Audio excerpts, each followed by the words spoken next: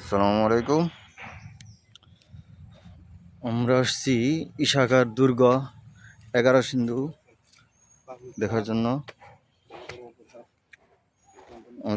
আমার সাথে আছে সহকারী শিক্ষক শফিকুল ভাই, তাহমিদ স্যার।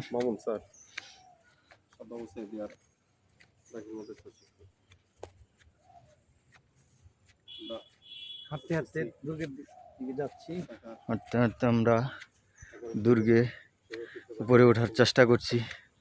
অনেক হাঁপিয়ে গেছি, আর পারতেছি না মনে হয়, অনেক কষ্ট হচ্ছে। কাছাকাছি চলে আসছি। আমরা কাছাকাছি চলে আসছি প্রায়।